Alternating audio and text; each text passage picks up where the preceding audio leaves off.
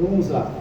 A meditação da nossa lição diz assim: bem-aventurado e santo aquele que tem parte da primeira ressurreição. Sobre estes não terá poder a segunda morte, mas serão sacerdotes de Deus, de Cristo, e reinarão com ele 1000 anos. Apocalipse 20, versículo 6. O nosso objetivo é mostrar que Deus é acima de tudo Salvador por excelência, e que a sua vitória sobre Satanás será o nosso passaporte para as mansões celestiais. Isso é maravilhoso. Introdução. Sabemos que as lutas são grandes e que os dias são difíceis, e o nosso adversário constantemente quer nos derrubar, e sabemos que temos que suportar firme até o fim, não negando a fé, para que quando chegar o juízo final, nós possamos estar ao lado do Senhor Jesus Cristo, para compartilhar com eles as alegrias do seu julgamento, e não para sermos julgados com o mundo. Esses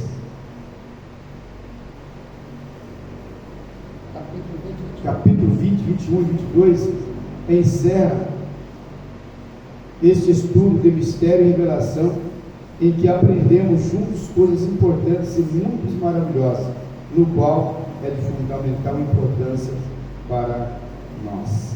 Nós já estudamos vários segmentos, né?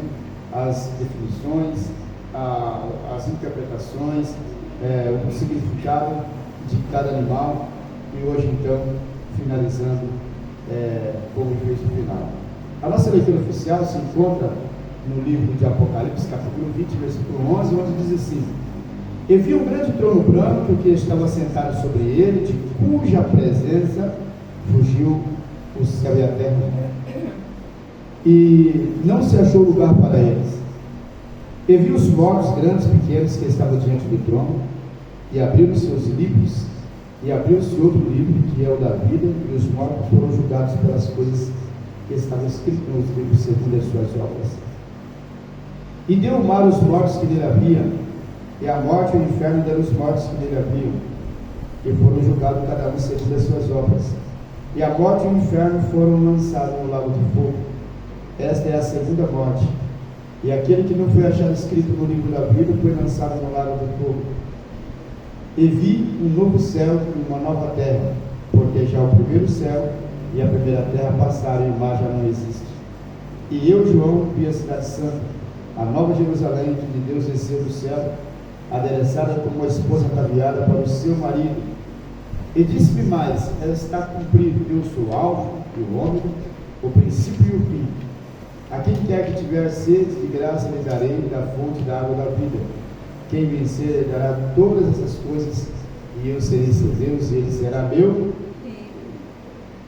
Observe, irmãos, que aqui nesse texto de Apocalipse, a Bíblia se refere que o mar vai dar conta dos mortos para serem julgados.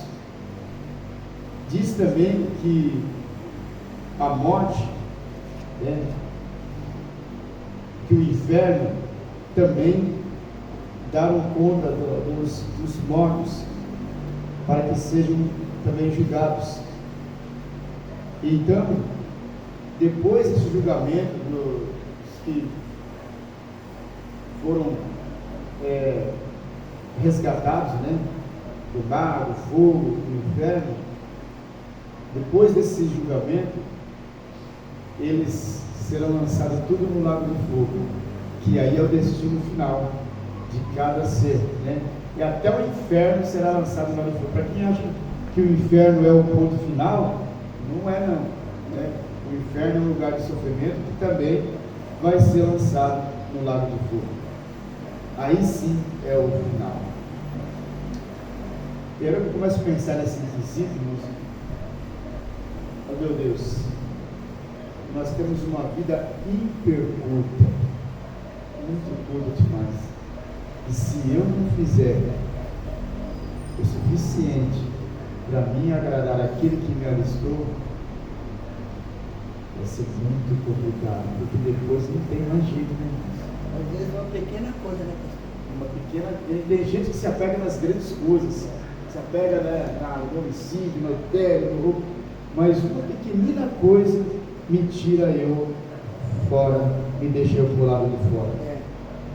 Se você for analisar, irmãos, o quanto é difícil para você que está nos assistindo,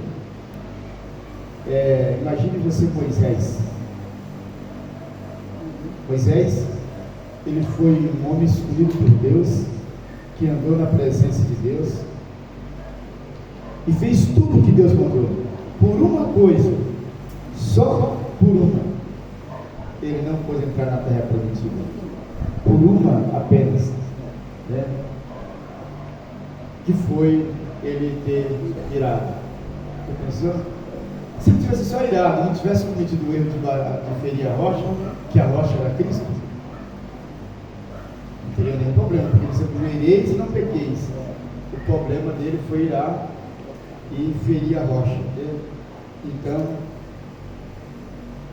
aí você analisa as demais coisas. Foi um detalhezinho só, mas um detalhe que tirou ele fora da terra prometida. Vamos lá? Tópico 1. Vi um grande trono branco. E vi um grande trono branco. Dessa maneira é que se inicia o versículo 11 do capítulo 20 de Apocalipse. Esta visão que João teve aqui se refere ao momento do julgamento decisivo. E poderá ser chamado o julgamento do grande trono branco, porque ele abrange os perdidos de todas as épocas, irmãos, desde lá da formação do Jardim do Éden. Porque o que se entende é que quando Deus, as pessoas acreditam que o mundo foi criado a partir do Jardim do Éden, não é isso? A partir de Adão. Mas pelo que estamos entendendo, não é bem assim, né? Pelo que estamos entendendo, Adão não foi o primeiro homem criado no mundo. Foi o primeiro homem criado dentro do Jardim do Éden, o primeiro e o único. Mas fora dali, Deus já tinha feito o ser humano. Nós vamos entender isso depois que Caim é lançado, né, fora da presença de Adão. E aí então ele faz aquela interrogação, né? Mas se eu vou sair assim errante, e as pessoas que me encontrar vão me matar? Não, vou colocar um sinal aqui para que ninguém, só se ninguém, então já tinha pessoas, não é isso? E depois então, quem Caim encontrou e coabitou e teve filhos e construiu família, né? Então tinha mais gente. Adão foi o primeiro a ser construído, foi lá do Jardim dele. Então, desde lá do princípio, todas essas pessoas, eles, imaginem, irmãos, que fazem mais de Jesus, do nascimento de Jesus até agora, são mais de 2000 anos. Mas desde quando foi criado o mundo, 2000 anos até o nascimento de Jesus. Então, numa média de 4000 anos até agora, né? Um pouquinho mais. Então essas pessoas já estão, quem foi fiel a Deus está em descanso, mas quem não foi já está em sofrimento desde o começo até agora, né? E eles serão resgatados da morte para poder prestar conta e serem julgados. Isso aqui é muito forte. Existem alguns estudiosos que acreditam que foram salvos durante o reino milenar de Cristo na terra, serão incluídos nesse julgamento. Porém, nada que podemos afirmar com clareza. Se analisar Apocalipse, o versículo 14 desse mesmo capítulo de Apocalipse, entenderemos que a Bíblia descreve um quadro terrível do destino dos que estão na perdição. Em Romanos 2:9 fala da tribulação e da angústia que o perturba muito a alma, e em Salmos 22, 13, 25 e 30 vem falando sobre o ranger de dentes, de prantos eternos, e que retrata a eternidade no sofrimento sem Cristo. Segundo Tessalonicenses 2, 9 e 10 traz os traços da mentira, a ilusão de mentiras e a perdição para os que se rejeitaram o amor da verdade de Deus. Em Mateus 13, capítulo 13, versículo 42, a 50, vem falando do prêmio que é a fornalha de fogo ardente para os que promovem um escândalo e cometem a iniquidade. Segundo Pedro 2:4, fala das cadeias da escuridão como castigo aos anjos que rebelaram, e o mesmo sucederá aos que a ele desobedeceram. Mateus 25:46 vem falando do tormento eterno para os infiéis. Marcos 9:43 registra um fogo que nunca se apagará, e um inferno que espera suas vítimas. Por tudo isso, se analisarmos, veremos que o juízo final de Deus para os desordeiros e infiéis não será nada bom. E como está escrito em Mateus 26:24, bom é para esse homem que não houvesse nascido, pois dura coisa é cair na mão de Deus Altíssimo, de Deus vivo. Você já pensou, irmão, para analisar? Mateus 26:24 diz, para essas pessoas seria bom que ele não tivesse nascido. Nasceu com isso agora. Nasceu, aí foi imposto, né, a oportunidade de você fazer duas coisas, ou bem ou mal. Mas Deus é injusto, por que fez isso? Não. Ele simplesmente colocou as duas opções e a escolha é sua. É isso? E aí é que está o problema, né, irmãos? A minha decisão é que vai fazer o meu destino final. É isso? O que eu decidi. 2, isso só o 2, só o 1. Agora vamos para o 2, né? Isso é a primeira parte desse sistema de julgamento. 2, no Novo Testamento, os crentes tinham uma consciência bastante clara de que o destino teria uma pessoa que permanecesse no pecado. Então, certo disso é que eles pregavam o Evangelho com grande anseio e desejo na alma, que muitas vezes o faziam com lágrimas, e tudo por amor às almas e à santa palavra de Deus. Não era assim na época dos apóstolos, né? O desejo de colocar o Evangelho na plenitude e eminência trazia sérias consequências, e muitas delas a morte, açoites, né, castigos, pendurado na cruz de cabeça para baixo, enforcamento, morte por incêndio e assim por diante, decapitação, não é isso? Então era muito triste, mas eles faziam com alegria. E o terceiro, é bem certo que o sinistro fato do castigo eterno que virá para os ímpios será a maior razão para levar o Evangelho para o mundo inteiro, e com isso fazer todo o esforço possível para persuadir o povo a se arrependerem e aceitarem a Jesus Cristo, antes que as portas da salvação venham a se fecharem. E eu não sei não, essas portas aqui, esse já está quase fechando, né? Versículo 15 do capítulo 20 de Apocalipse é um paralelo do que diz o capítulo 3 e 5 de Apocalipse, quando trata-se do livro da vida. Nele se encontra registrado se você tem ou não ligação com o eterno Deus. O que vencer será vestido de vestes brancas, e de maneira nenhuma riscarei o seu nome do livro da vida, e confessarei o seu nome diante de meu Pai e diante dos seus anjos. Então, se você está no rol dos inscritos, você vai aparecer aqui, não é isso? O que vencer será vestido de vestes brancas, e de maneira nenhuma será arriscado. Este livro é muito importante. A tua vida na eternidade depende ou não do teu nome estar escrito nele. E a partir daí é que começa o julgamento final. O capítulo 21 e verso 1 narra a esperança de todo o povo fiel de Deus. Ele traz as características do novo mundo, aonde nós iremos morar, Mas para chegar lá será necessário primeiro enfrentar o juízo de Deus. Este céu e esta terra será abalada. Referência a Ageu 2 e 6.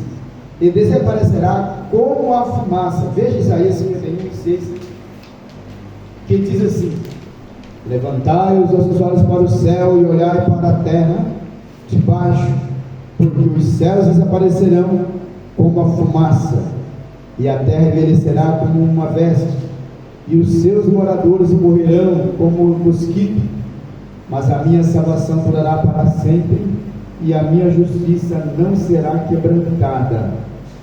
Irmãos, isso aqui é forte, aqui é a continuação daquilo que nós falamos no estudo passado, do que será o julgamento de Deus, né? Da quantidade de corpos, de mortos, e que serão comidas das aves de rapina do céu. Imagine que o estabelecimento do eterno Deus na terra importará na destruição do céu e da terra. Existe atualmente, e de todos os que se opõem a Cristo, existente atualmente, e de todos os que se opõem a Cristo e a sua justiça, referência a Deus 1, 10 e 11. Logo a seguir, o nosso Senhor Jesus criará um novo céu e uma nova terra para os santos de todos os tempos, onde ele habitará para sempre com aqueles que redimiu. Referência Isaías 65, 17. Porque eis que eu crio novos céus e nova terra, e não haverá lembranças das coisas passadas, nem mais recordarão, segundo Pedro 3 e 13. Mas nós, segundo as suas promessas, aguardamos o novo céu e a nova terra em que habita a justiça. Daí pode surgir uma pergunta: pastor, mas se ele vai criar um novo céu e uma nova terra, ele já disse que ele já tinha preparado o lugar? Que história é essa? Não há uma contradição aí em falar que ele vai criar um novo céu e dizer que ele já tem preparado o lugar?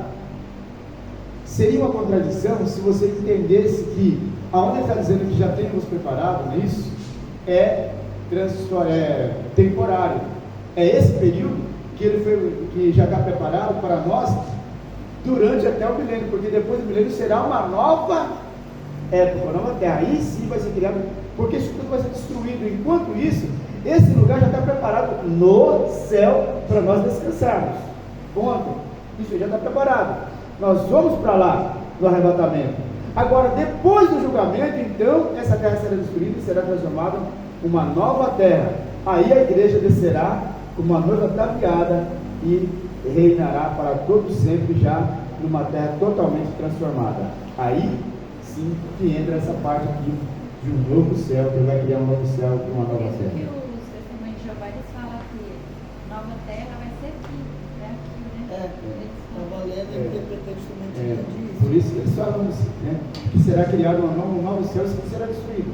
Será criado um novo céu e uma nova terra, aonde nós reinaremos, né? Então, e essa passagem nossa já está dizendo que é por 1000 anos, é uma passagem rápida que nós vamos viver com Cristo lá. Depois disso tudo, vai ser julgado toda a nação e tudo que há nela, na terra e tudo que há nela.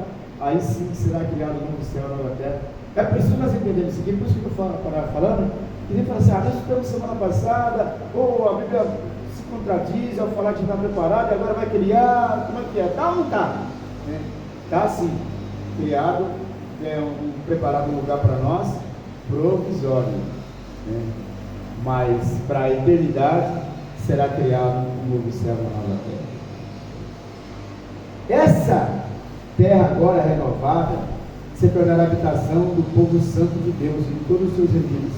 Terão um corpo ressurreto de Jesus Cristo, ou seja, corpo real, visível e tangível, mas só que incorruptível, com poder imortal. Leia Romanos 8, 3, 1 Coríntios 15, 51. Mas, puxa vida, será um corpo real, um corpo de matéria, mas sem corrupção, sem desejos carnais. Não haverá mais desejos, não haverá mais condições de mentalidade pecaminosa nesse ser humano. Porque isso entrou com Adão, né? Porque entrou com Adão antes, bem lembrado, antes Adão, quando ele foi criado, é esse corpo que nós vamos ter, esse corpo de Adão. Ele novamente vai ser reconstituído, digamos assim. Porque quando Adão ele foi criado, não tinha a concepção de maldade nem de pecado. Começou a ter após eles desobedeceram uma ordem, né? Aí você pode falar assim, mas no caso foi Adão, e os que já estavam então fora do jardim do Éden? E se eles não cometeram esse erro, por que eles então foram pessoas maldosas, né? Que Caim falou assim, as pessoas que me encontravam queriam me matar por causa disso, né? Porque eu fui um homicida, então já tinha maldade nesse pessoal, né? Mas não é que o pecado veio sobre Adão, o instinto de pecaminosidade veio sobre todos os que estavam sobre a face da terra, né? Esse mal foi lançado sobre todos. Observe que quando Deus fala assim, olha, então a partir de hoje, quando ele aplicou a sentença, ele não aplicou a sentença a Adão, ele não aplicou a sentença a Eva. A partir de hoje o homem, então, abriu-se o entendimento de todos que estavam na face da terra. A partir de hoje o homem, ele vai ter que comer do suor do seu esforço, né? E a mulher, ele falou a Eva, e a mulher, se ele fala assim Adão e Eva, não, ele falou e a mulher, foi generalizado, né? E aí é que está falando assim, mas poxa, mas Deus foi muito injusto, não é isso? Deus, ele sabe o que faz, né? E imagine você se não tivesse sido assim, qual seria o sentido da vida? E como que seria também a terra? Seria aqueles e só aqueles, e não teria, como se diz, procriação, porque ninguém conhecia nada. O desejo carnal começou a vir a partir disso, né? Como eu já trouxe isso daqui, né? Eu olhava para a Josiane e eu via ela uma pessoa na sua naturalidade, eu não via nada diferente dela. A partir do momento que o pecado entrou em mim, eu já comecei a olhar, e aí eu falei assim, eu tenho que colocar uma roupa aí, porque eu estou vendo alguma coisa diferente em você, entendeu? E aí já começou a surgir, né? Acompanhado dos desejos, né? Veio outros desejos e outras ideias. Eu vou te matar, eu vou te estrangular, é isso, eu vou te pegar, vou te tacar uma pedra, vou te furar, vou te entender um monte de coisa, né? Eu vou te roubar, e assim veio. Tópico 2, a Nova Jerusalém. Esta Nova Jerusalém que se refere, o versículo 2, está agora nos céus. Mas a Jerusalém que é de cima é livre, a qual é a mãe de todos nós. Dentro em breve ela descerá à terra como cidade de Deus, no qual Abraão e todos os fiéis esperavam, no qual Deus é o grande e é arquiteto e construtor, o qual todos nós esperamos, a Nova Jerusalém que descerá do céu ataviada como uma noiva. Não é isso? Leia Filipenses 3:20. Esta nova terra será a sede do governo divino. Ele habitará para sempre com o seu povo e nunca mais teremos dor. Referência a Lucas 26, 11 e 12. Esse será o motivo de mostrarmos todo esforço. O próprio Deus declara no capítulo 21 e 7 de Apocalipse: quem herdará a bênção do novo céu e da nova terra? Pois será somente aqueles que permanecerem fielmente a Deus contra os ataques do adversário, como vencedores se apresentarão a Cristo. Referência capítulo 2 e 7. Visto que os feitos do pecado, tais como tristeza, dor, mágoa e morte, como se refere ao Romanos 5:12, tudo isso já se foi para sempre, porque tudo o que era mal, existente no primeiro céu e na primeira terra, foram-se completamente.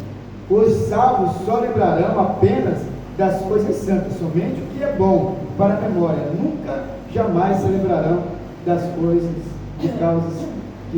coisas que causam angústia e tristeza.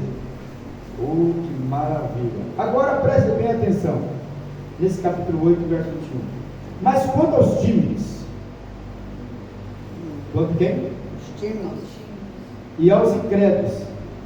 Irmão, essa questão de timidez, vou explicar para vocês. Quando você fala tímida, a pessoa fala assim, pessoa, quando ele está falando de tímido, ele está falando daquela pessoa que ele não tem capacidade, não é que ele não tem capacidade, e também é aquela pessoa que ele não se preocupa em fazer nada. Que ele passa a vida dele toda só na mesmice. Estou aqui, o Salomão está muito bom. Certo? Se refere a isso também. Quando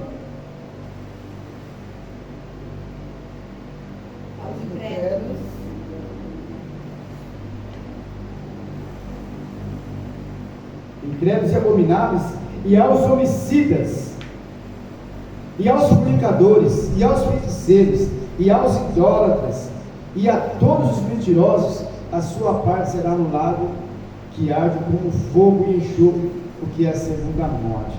Então, irmãos, olha só, incrédulo é aquela pessoa que descrente tudo que fala. Mas eu não estou incluso nessa parte porque eu sirvo a Deus, não. Incredulidade, tem muita gente na igreja sendo incrédulo. Ele descrente de muitas coisas, né, que é ensinada. Aos abomináveis, né, são pessoas que cometem maldades, que ele faz coisas, por exemplo, se eu vi um vídeo de um camarada que ele se diz crente da Assembleia de Deus, muito conhecido, já veio aqui em Santos, que faz stand-up. E esse moço, ele brinca com as coisas de Deus, ele faz stand-up só com coisas evangélicas, né? Ele não faz tipo, só no meio evangélico. O tema dele é sobre o evangélico. E ele brinca com as coisas de Deus. Isso é abominação. Você brincar com as coisas de Deus. Para ele está tudo certo, ele está ganhando dinheiro com isso. Mas naquele dia ele vai prestar conta com Deus. Né? Aquele pastor que faz vídeos, né? Que é ele e a mulher dele, né? Os dois fazem vídeo. Ele faz isso, ele faz uma charge da Igreja Universal do Reino de Deus, da Assembleia, principalmente da Igreja Universal, né? De vender sal grosso, vender não sei o quê, vender não sei o quê.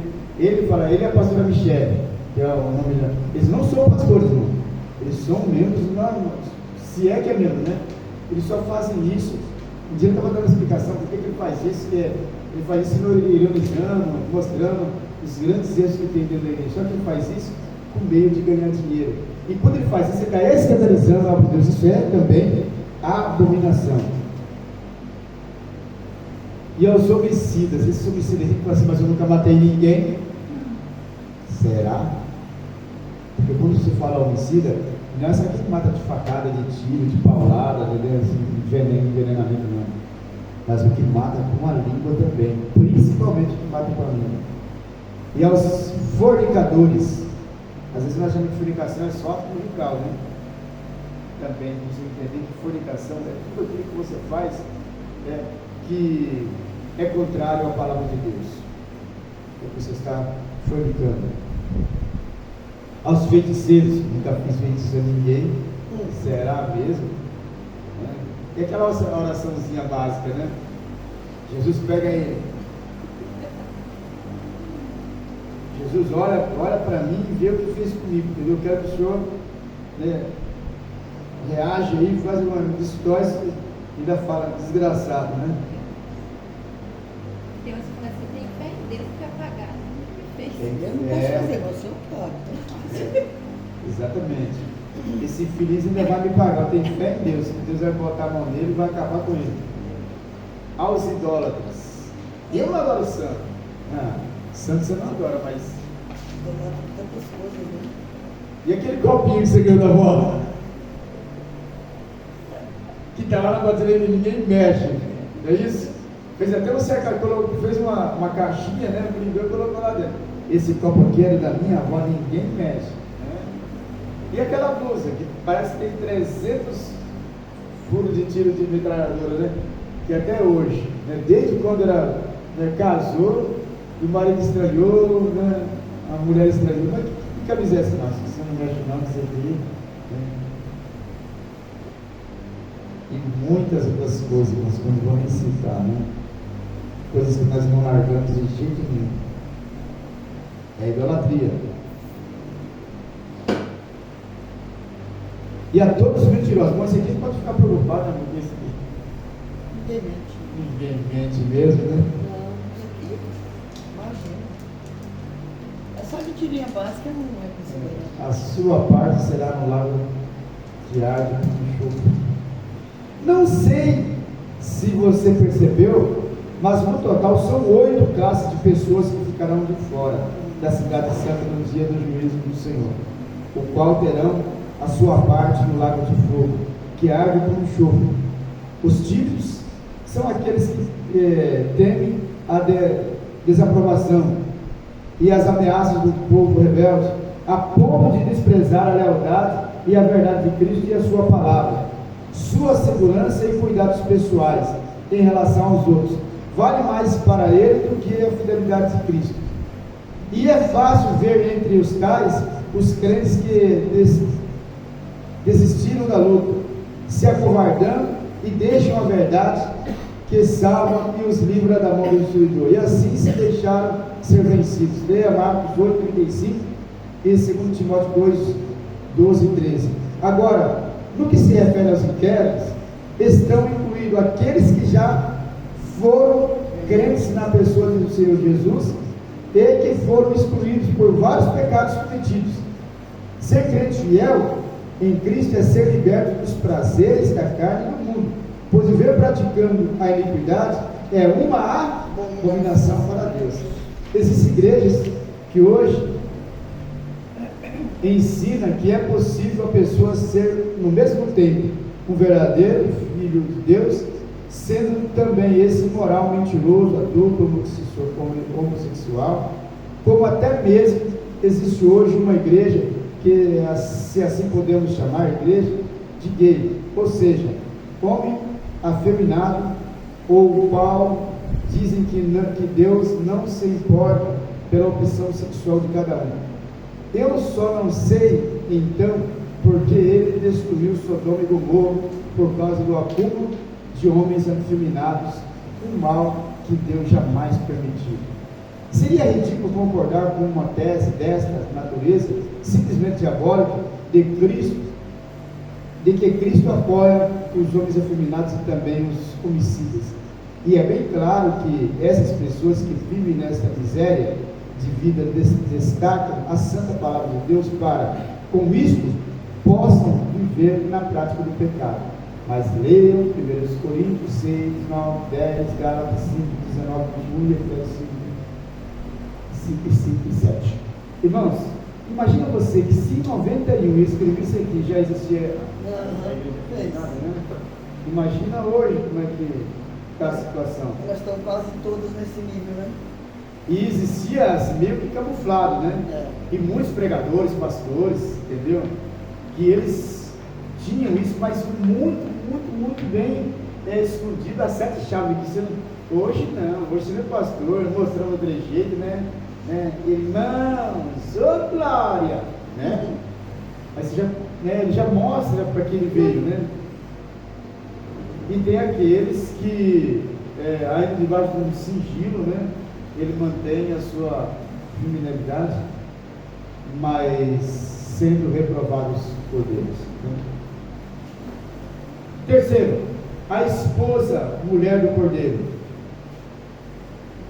No versículo 9 do capítulo 21 de Apocalipse, aparece um dos 7 anos que tinha uma das 7 taças e apresenta para João a esposa do Cordeiro. Esta metáfora foi aplicada à cidade santa, o que significa que o povo de Deus habitará nela. Veja o versículo 10. E levou-me em espírito a um grande e alto monte, e me mostrou-me a grande cidade, a santa Jerusalém, que de Deus descia do céu. Observe que João usa uma linguagem simbólica para poder descrever a cidade santa, cuja glória ultrapassa os limites da compreensão do entendimento humano. A cidade é apresentada com todos os caracteres, versículo 12 e 13. Por exemplo, vem falando primeiramente do muro da cidade, que sugere segurança, a qual todos os salvos hão de desfrutar ali. Este muro também representa que a cidade está totalmente reservada para um povo separado.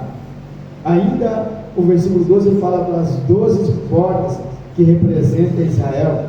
E os 12 alicerces que vem falando, o versículo 14, como representação dos 12 anjos, diz respeito à igreja, o que nos dá uma sensação de que os habitantes que ali estão são os santos de Deus do Antigo e do Novo Testamento. Esta cidade santa é representada em tamanho quadrado. O seu tamanho indica que ela terá espaço o suficiente para todos os salvos glorificados de todos os tempos. A cidade foi medida até 12.000 estádios, o equivalente a 2.260 quilômetros aproximadamente. Os versículos 24 e 26 no capítulo 21 de Apocalipse indicam que a Nova Jerusalém não abrange a totalidade da nova terra, pois observa que a cidade tem portas pelas quais os santos entrarão e sairão por elas. Digamos que a Nova Jerusalém seria a capital desta nova terra. Já imaginou, irmão? Se você entra e sai, quer dizer, ali dentro não é habitação única, não é isso? É apenas a capital da Nova Jerusalém. Por que 12 portas? Não tem sentido. É isso, se não fosse para você entrar e sair, né? Eu já chorei muito ao entrar dentro desse texto e vivenciar ele. 4. O lugar aonde não haverá mais noite. Este lugar será realmente um eterno sossego, não haverá ali perigo algum, as portas da cidade não se fecharão, o que indica que não haverá noite, e nada poderá afetar a paz dos remidos do Senhor. Aí você pode perguntar assim, pastor, mas se as portas não se fecharão, não terá perigo do inimigo infiltrar lá dentro e bagunçar? Deve ter um anjo na porta? Eu gostaria de ouvir a opinião dos irmãos, gostei dessa. O que você acha? As portas não vão se fechar, não vai ter perigo? Qual seria, por exemplo, a metodologia, né? Vai ter um anjo na porta? Se não vai ter porta, Não, vai ter 12 portas. Ela só não vai fechar. Vai ficar continuamente aberta.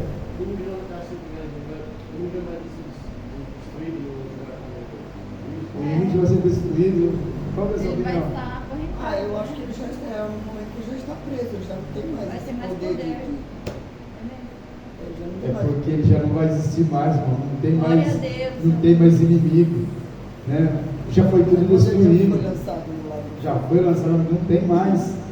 Para que ter portas se não tem mais o destruidor? Não é isso? Ótima observação do Henrique, entendeu? É isso mesmo. Não tem porta, porque não tem mais inimigo, porque não existe mais o mal. Então, você vai ter livre acesso, entrar e sair da Nova Jerusalém para o lugar onde os crentes habitarão para sempre, que é a Nova Jerusalém, a nova terra, né? A nova cidade, né? Esta Jerusalém, que será a capital, né? Você vai poder passear por ela, ver, né, as belezas que é indescritível, não tem como descrever as E a belezas. gente nem vai ter sono, porque não vai ter noite quando vai dormir. Isso não existe, né? Esses cansaços, irmão. Que existe, Você vai dormir. isso existe para o nosso corpo, matéria, né? Não tem, cara, não existe cansaço. Já está pensando em dormir? Diga, José, o peso do cansaço aqui, né? Oh, meu Pai. Observe que por várias vezes, entre os capítulos 21 e 22, é citado a palavra ali. Este ali se refere à cidade santa. Já observaram, né? Ali não haverá mais frio, ali não haverá mais branco, ali será ali. Né? Tão somente a cidade santa. Esse ali era só a cidade santa.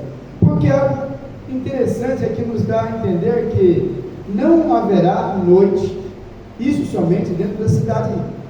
Agora, na nova terra, que não é a Jerusalém, que é uma cidade, haverá tanto dia como noite. Jerusalém estará localizada dentro da Nova Jerusalém, no qual, no capítulo 22:1, temos a seguinte revelação: e mostrou-me um rio puro da água da vida, claro como cristal, que precedia do trono do Cordeiro. Imagine você quando chegarmos e podemos contemplar todas as maravilhas, o qual João teve o privilégio de ver.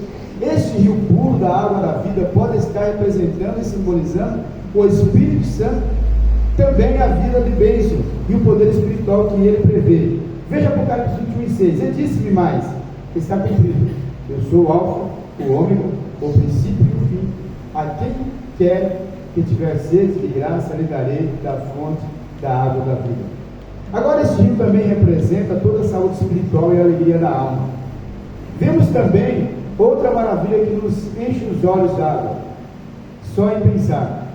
No versículo 2 é apresentada a água da vida, o qual simboliza a vida eterna concedida a todos que habitam nestas novas cidades. Aleluia.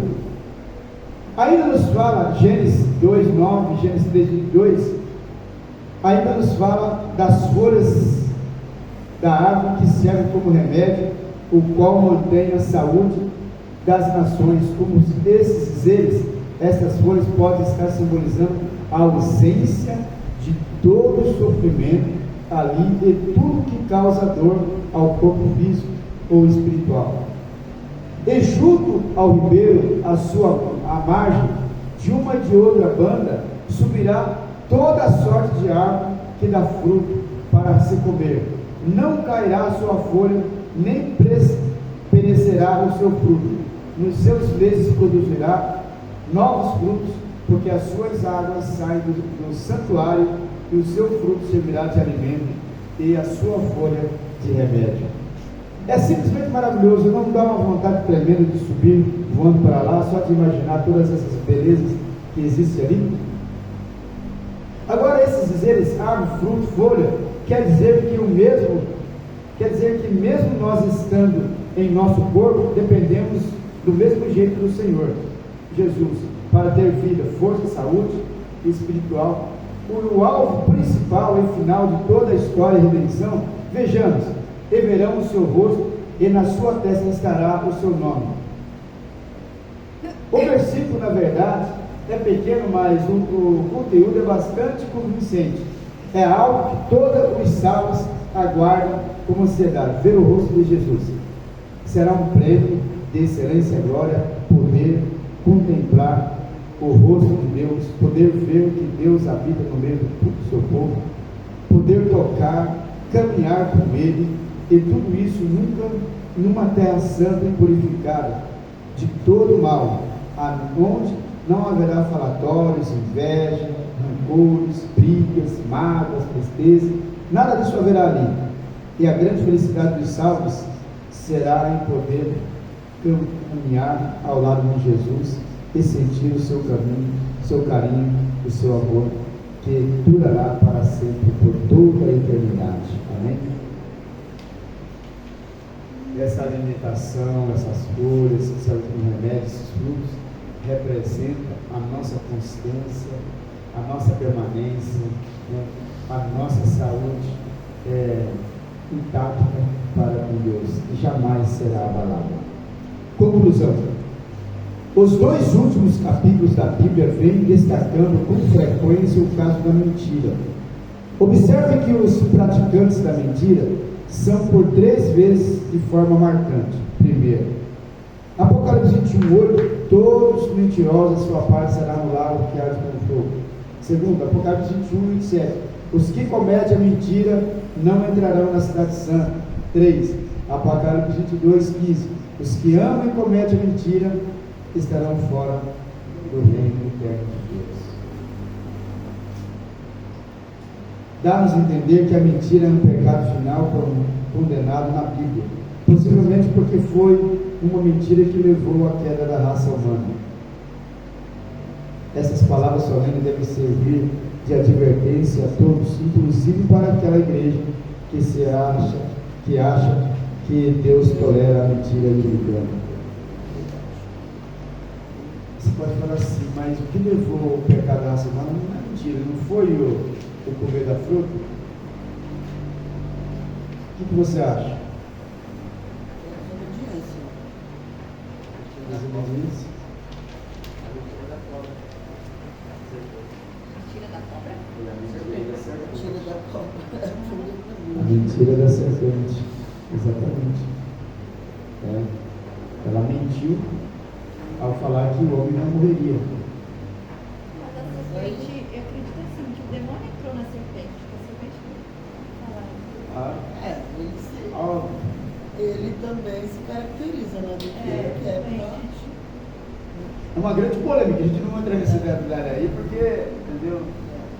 A serpente não era rastejante assim, pra você ter ideia, entendeu? Não rastejava, ela tinha pernas, entendeu? Então, não vamos entrar nessa questão porque é muito complicado e vai exigir nós ler Apocalipse, entendeu? A lição, questionário, para quem estudou. A que se refere a visão que João teve no capítulo